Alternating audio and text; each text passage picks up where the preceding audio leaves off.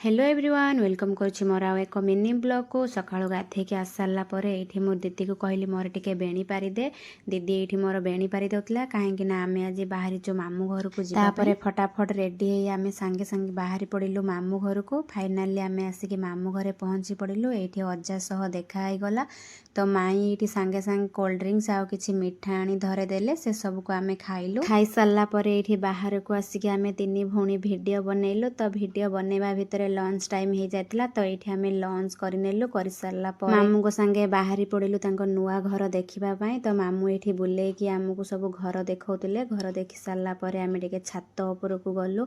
छात उपर से किसी खोला पवन खाइलु आ बुलाबुली कर सारा आम ये तौल को आसला माई ये आइसक्रीम आनिक देले आइसक्रीम खाइलु। खाई सारा ये मो मामू पुओ सहित मुझे मस्ती करुली। तो मस्ती सरला आम फटाफट रेडी बाहरी पड़िलु मामू घर पाखे गोटे मेला थिला सेठी देखिबा सेठी भी यात्रा पार्टी पड़ता। माई बहुत रिक्वेस्ट कले एत दिन पर आसछ चल जा यात्रा देखा। तो माई को कथा काटि न पारि आम यात्रा देखा गलु हेले दीदी को भल लगिलानी ता देह।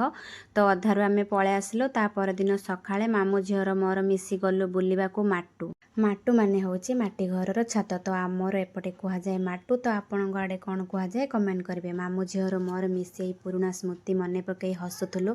तो छोट बेले आम केमती कौन खेलुलु केमती कौन मजाक मस्ती करूँ। तो लंग वीडियो जब देखा चाहते ताहले मो दीदी ब्लॉग रे आपण देखिपारे।